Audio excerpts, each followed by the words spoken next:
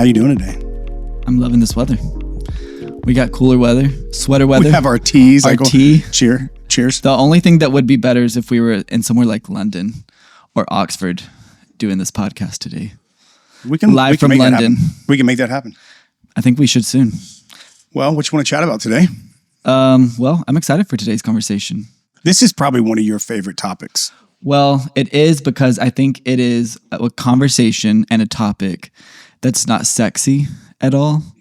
That doesn't have this big, creative, innovative draw. Yeah. But if you want to do anything great or anything creative or even innovative, you have to do. You got to have it. Yeah. You got to have it. It's an essential. Yeah.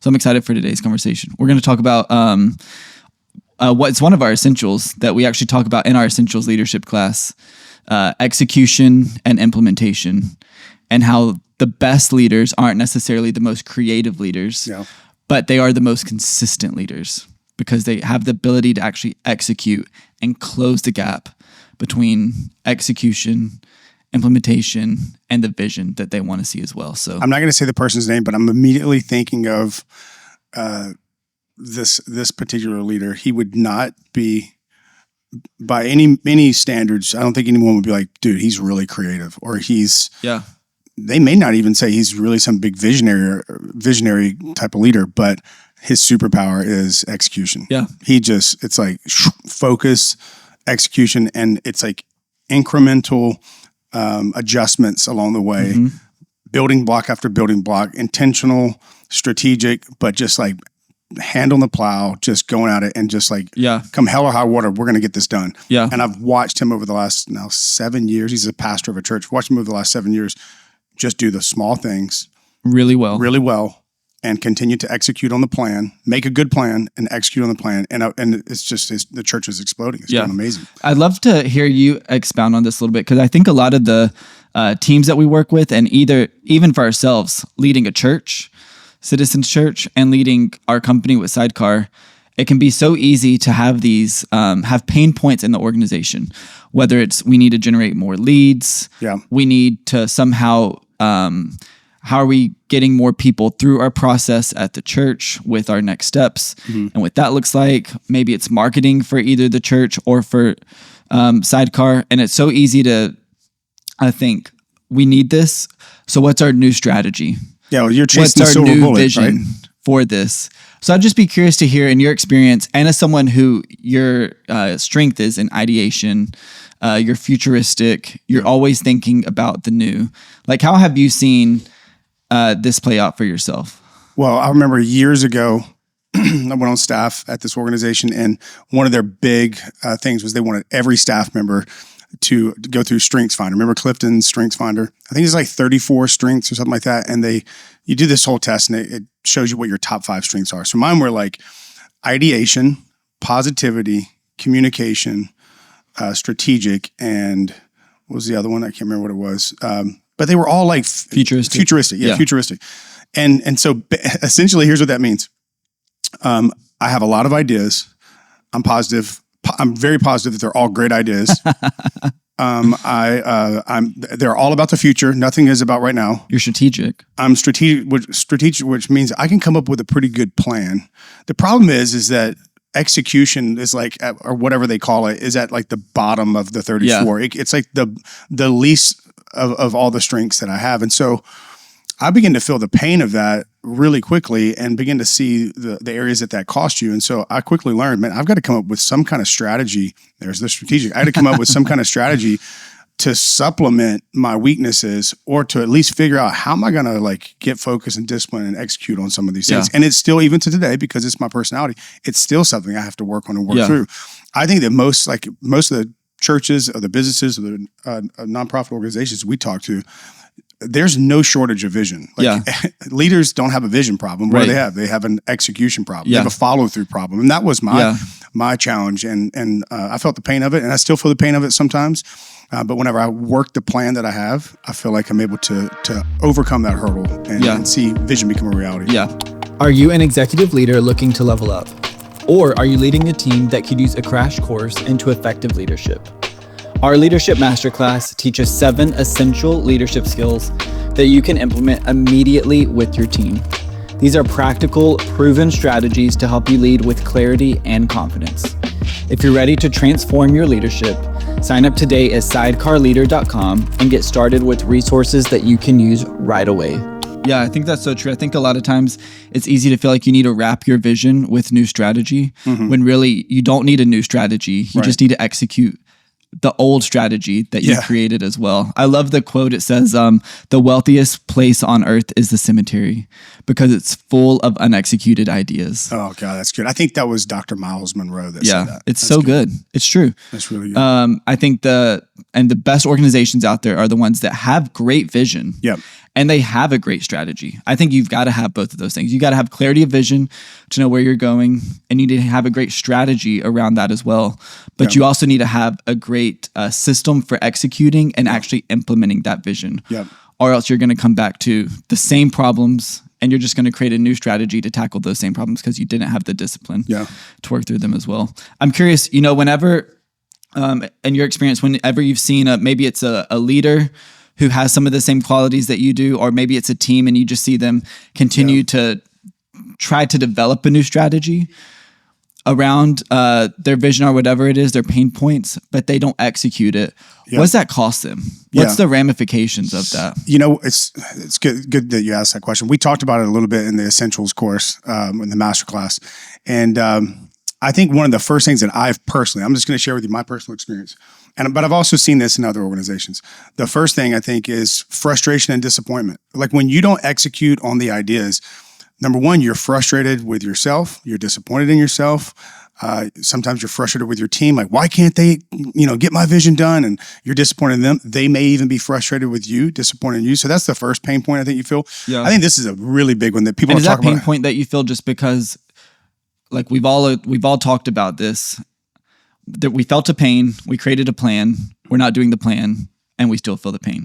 Yeah, that's it. But vision is a preferred future. It's a picture. It's a mental picture of what could be true and what should be true of your life, of your leadership, of your organization, of your church, of your company. And so when you have clarity of vision, which means you have conviction that this should be a reality, but you're not seeing it become a reality, you're frustrated. Yeah. You're disappointed. You're like, man, what is wrong? What's broken here? Why can't we get this done? And so that's the first thing I think you feel. I think one of the major things that it costs you as a leader is it costs you the loss of credibility. It's like if you don't execute on your ideas and you don't move the ball forward and you don't do everything that you said we were going to do and accomplish, then eventually people start looking at you and kind of scratching their head going, is this leader worth following? Yeah. I mean, they keep having a new idea, but they haven't finished and followed through on the last idea. Yeah. And so I think that loss of credibility is a big one. You know what that reminds me of? It reminds me of the person, we were just talking about this, the person that every time you see them, they're like, oh man, we need to hang out. We need to get together. We need to get some time on the calendar. And then anytime you try to, ghost. Or they never follow up. But every time you bump into them, they're going to say that. Yeah. So therefore, their words around, let's hang out, let's get lunch, it's just empty words. And I think to your point, you're saying the plan that you put in place can feel like empty words to your team when they see that there's a pattern of not executing. Yeah, I mean, your word, as a leader, your word should carry weight. Yeah. It has to carry weight. And the reason why your words will carry weight is because people have watched your leadership and watched you execute on ideas or strategies or plans, and they'll follow you. And the converse is true. The moment you stop, or if there's a pattern where you're not executing, you're not, seeing the vision become a reality, then people start to look at you and go, is this the next idea? Is this the next thing? And your words begin to be diminished in their weight and their influence over people. I think the other one is just practically is missed opportunities. Like when you don't execute on ideas or on vision, strategy, or those things, it's just like you just keep having an idea and you don't execute, there may be a window of opportunity that comes by in that moment. You'll never get that again. Yeah. And so I think that's one of the things here's what's sad. Sometimes we don't even realize the great opportunities that we miss. Sometimes you realize it and it moves past you and you're like, man, I wish we would have capitalized on that. Yeah. But a lot of times I think some of the best opportunities we oftentimes miss because we're not good at executing and we're just looking for the next big opportunity when oftentimes it comes right in front of your face. I think the other one that we see in organizations, we've seen this a lot at Sidecar, is when you're not good at executing on your vision, you waste time, you waste energy, you waste resources, you waste human resources. Like it's a big waste, and that's detrimental. Like that, that's a make or break thing for an organization. Yeah, it's like whenever we do, anytime we work with the church, we'll do those 3-day offsites with them, and we spend a lot of time gaining a lot of perspective and putting a great plan in place. And I mean, it is 3 full days where we're spending time. There's money that's being poured into that offsite as well. The team could be working on other things. And so we get that plan together. And then when we revisit that church, a month, 2 months later, and they've got this great plan that the whole team has come together behind, and then they haven't done anything with it. Nothing. It's really that 3-day offsite to get that great plan together ends up it was a waste of their time, and it can be a waste of our time as well, because we have this great plan. It looks good on paper, but we're not doing anything with it. Yeah, that's really good. Yeah, I think probably the last one is the one that I think frustrates leaders the most is when you're unable and your team's unable to execute and to make vision become a reality, ultimately you just feel stuck. And that's like one of the worst feelings to feel as a leader. Not just like I'm discouraged or disappointed, but I feel completely stuck and I don't know how to move past this. Yeah. And that's one of the worst ones because what you're feeling is, I know there's more. I'm just not reaching my potential. I felt it. There's areas right now that I feel that. And the solution to it, I believe, is getting a good plan. It's like that old thing that Patterson from the Strathouse people said. What do they say? If you plan your work and you work your plan will work if it's a good plan. Yeah. So it's like, let's get a good plan. We know the potential. We see the vision of what could be and should be. Let's get a good plan and let's violently execute this plan. What's the quote that you use with General Patton? Is it a good plan violently executed today is better than a great plan executed tomorrow? Yeah, and I think what he's trying to say there is, don't wait till you have a perfect plan. Just get a decent plan and start I love how he says violently executing that plan. There's rigor behind it, and there's discipline behind it, and there's focus behind it as well. Yeah, I think that's so good. It's Jesus. It says that when we stand before God one day, and I know not every person's a person of faith that follows our podcast, but we're people of faith here, and it says that there will come a day when our time's done on this earth. And we'll stand before God, and we're going to hear what? Well done, good, faithful servant. Well done. It's not well intended, well planned, well thought. No, it's well done. There's something about the ability to be able to follow through, to get things done, and to complete it. It's even like there's another scripture, and I don't want to get preachy on here, but there's another scripture where at the finish of Jesus's ministry, I think it's over in John maybe 17, he says, Now that your son has finished everything you gave him to do, now glorify your son. So what he's saying is, I've done everything you told me to do, and now my time is done here, and now I'm ready to be by the side of my Father. Yeah. And I think the phrase that I wrote down one time in my journal is, completion precedes promotion. It's just funny how many people want to be promoted in their organization. They want to be promoted on a bigger platform, and yet they have not completed or finished or followed through or executed on previous ideas and vision that they've had. Yeah. And if you want promotion, expansion, more influence, I think the key to it is to execute on the vision and the ideas that you have. Yeah, I agree. I think that's great. Here at Sidecar Leader, we don't just develop content that we hope adds value to you. Our bread and butter is really our coaching.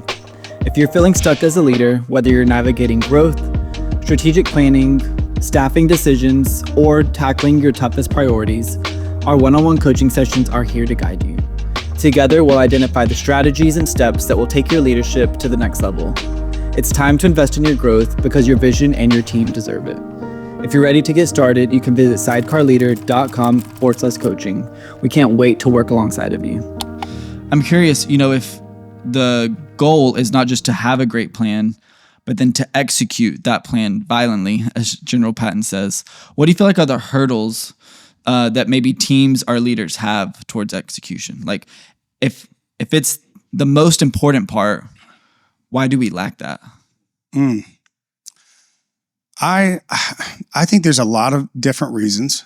I think one of the things is that most of the organizations that we work with, they it's like the whole work on it, and Yeah. it, it's like they're all working in it, and they have a lot of responsibilities, a lot of just mundane things that you got to do. Your emails, your whatever. It's all these things. There's a lot of things they need to do just to keep it alive. Yeah, they are important, but really, I think a lot of times it's like sideways energy going towards this and not prioritizing the actual important things. So we just get bogged down in the urgent rather than working on the important things. And we've heard that framework from a lot of people.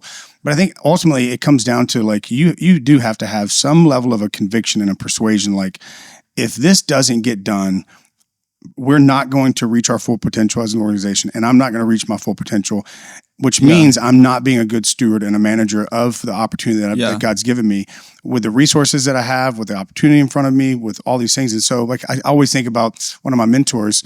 I got to sit in on a meeting that he was having with a very prolific author that has written like, I don't know, maybe over 100 books. And my mentor was meeting with him because he had in his heart this vision to write this book. And so I'm sitting in the room listening to this coaching call with the author, and at the end of the conversation, or kind of in the middle of it, the author just interrupted my mentor and said, "You know why you can't write the book?" He was like, "Because you can't sit down long enough to just write the book. No one's going to write the book for you." And he said, and you know what you're gonna have untapped potential and unfulfilled purpose, and all the people that could have benefited from what you have to give them, they'll never have it. Yeah. And he was like, you have to sit down and do the work. Yeah.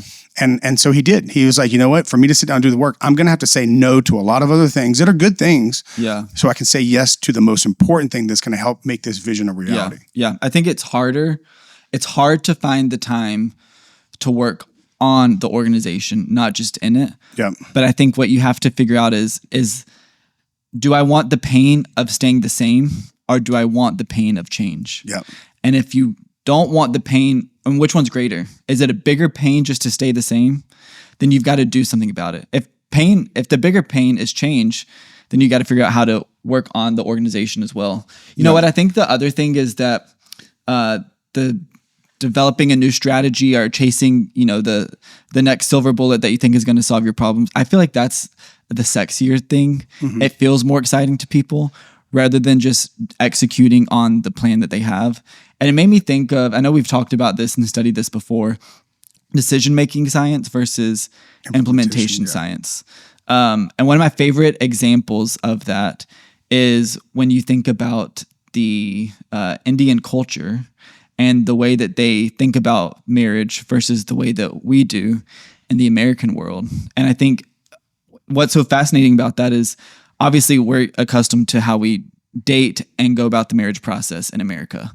I mean, think about the people who spend years dating someone, dating different people, trying to figure out, am I making the right decision here? It's a massive decision that you have to make. Yep. And I think it's one of the biggest decisions that someone will make. And over here, we spend lots of time laboring over that decision. Yeah. And then the decision is made.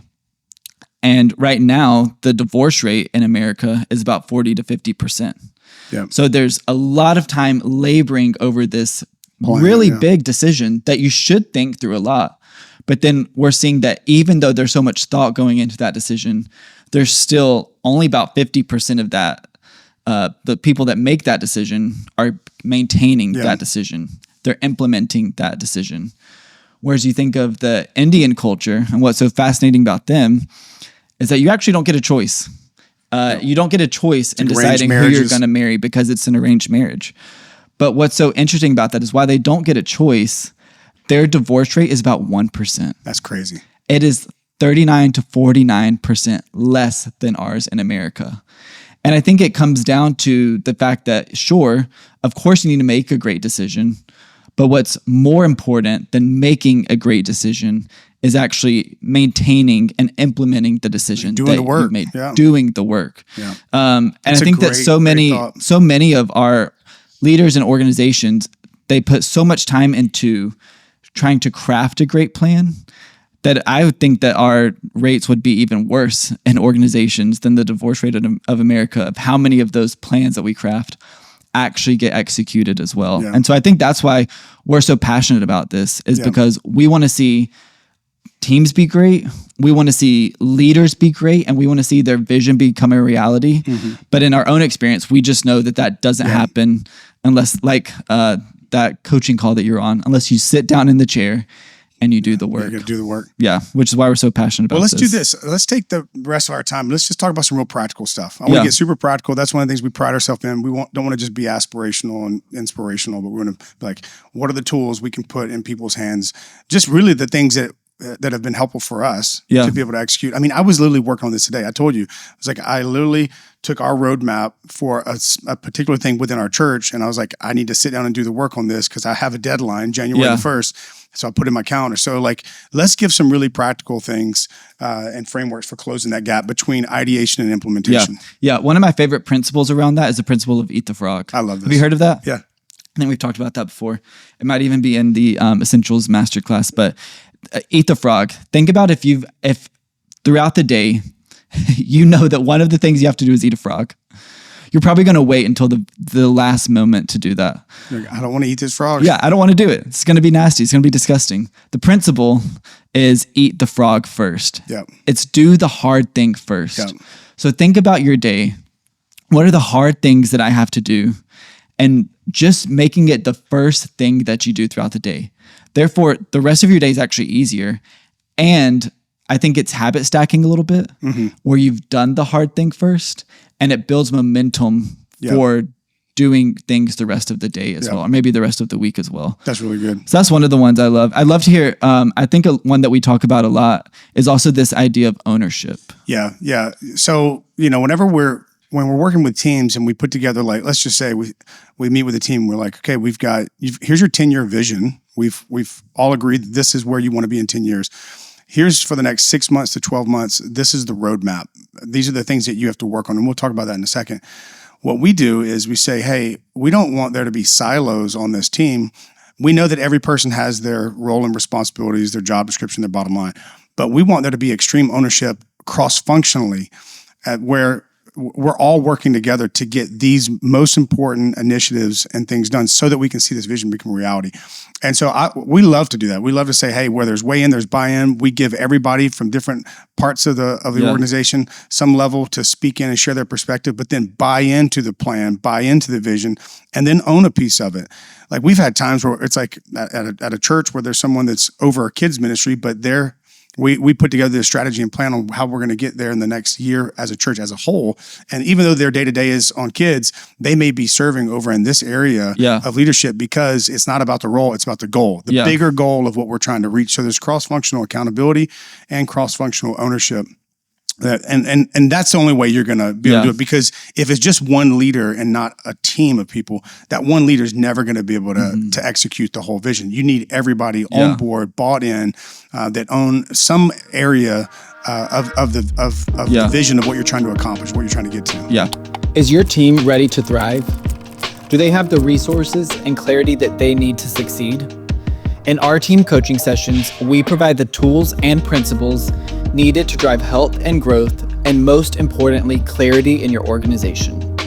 We believe that clarity brings the confidence to lead effectively.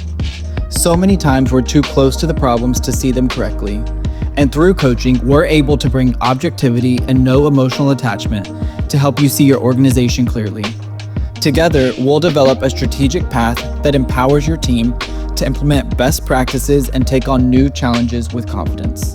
Let's unlock your team's potential.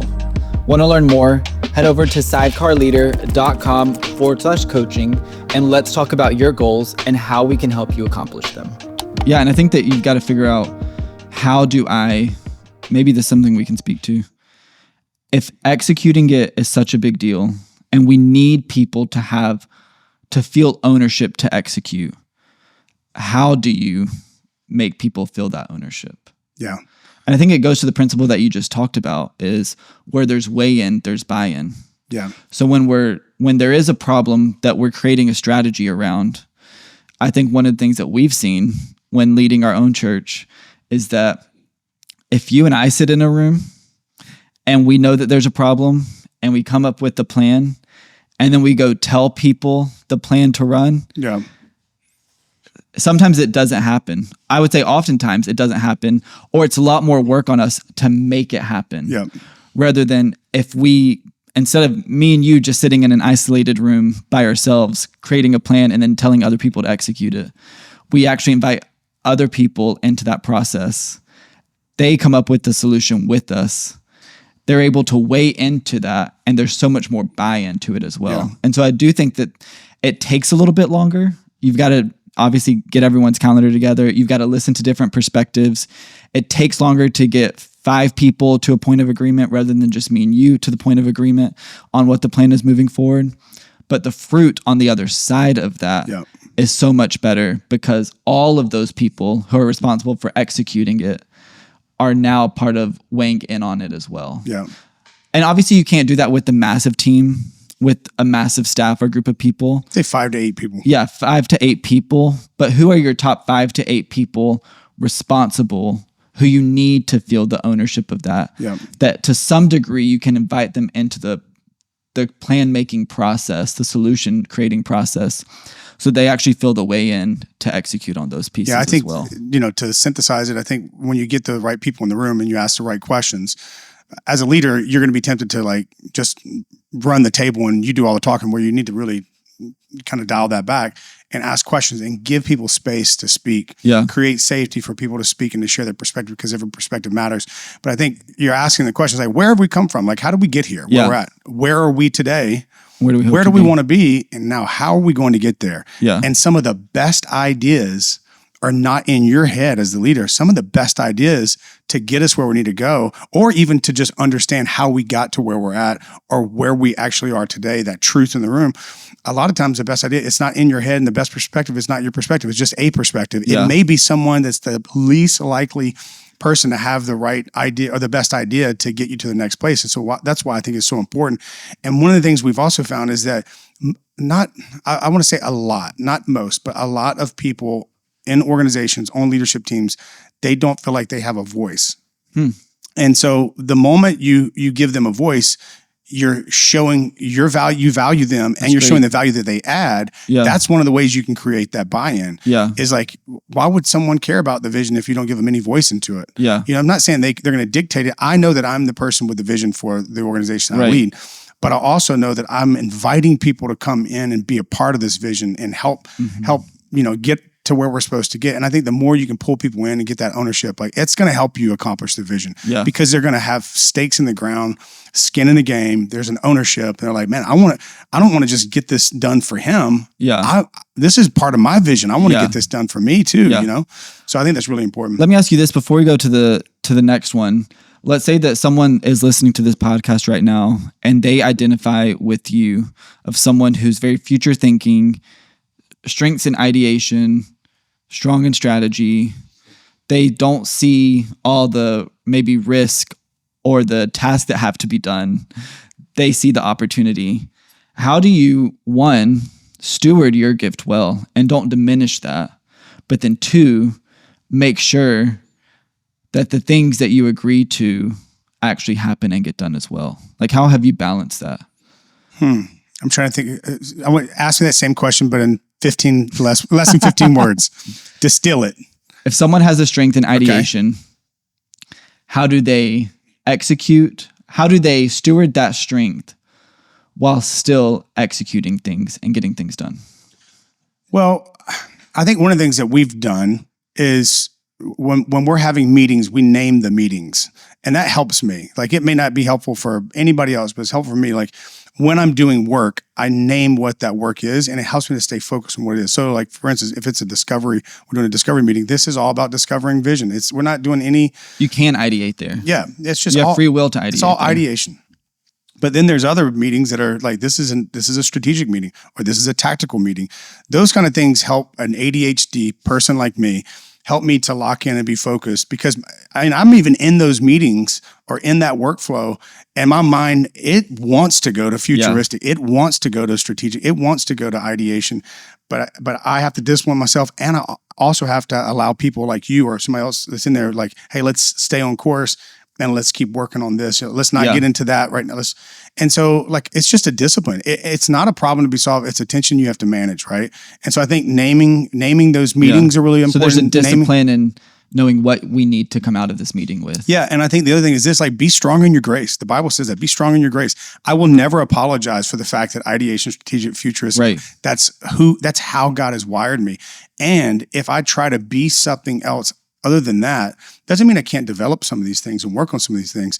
But if I can't be strong in my grace, I'm not gonna be in my high contribution zone, right? And so what I have to do is also surround myself with people that are great executors. You're one of the best at it, man. I know that the reason why Sidecar works, the reason why a lot of the things that we do works, is because I'm strong in strategic and futuristic and ideation, and you're really strong in execution. And so we just work together, and we allow each other to be strong in our grace. Yeah. You know, I think a lot of times at teams, we've talked about this, you see a team where their entire team is all stacked to one side of the spectrum, the way that they think, they're all ideators or they're all futuristic and they don't get anything done.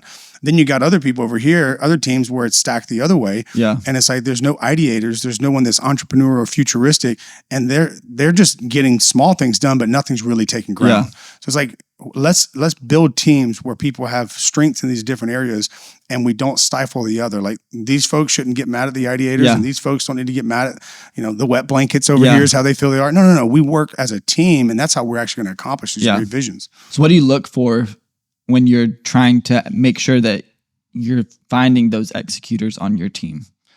Oh, they're so easy to identify. They make lists. They check off lists. They show up on time. Yeah. It's you. And so you know that. You maybe it's just because I've been in the game for 25 years doing this. But I would say that early on, when I first got into leadership, I actually surrounded myself with people like me. And I didn't accomplish much. Yeah. And then I realized I got to start surrounding myself with people that are not like me. They don't think like me. They think differently. We need some cognitive diversity here. It can't all be like ideators, because we're just going to sit around dreaming and not get anything done.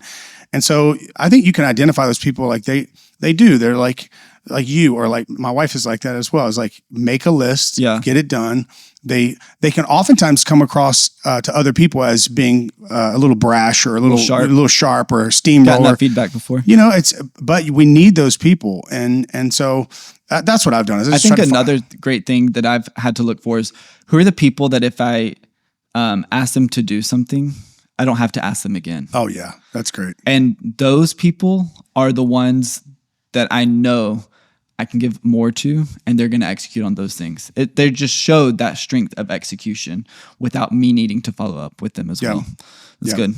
Okay, I want to go to our next practical piece that I think people like me really love, is the roadmap. Yep. And I think this is great when we're thinking through like maybe multiple initiatives or multiple projects that need to happen and get done.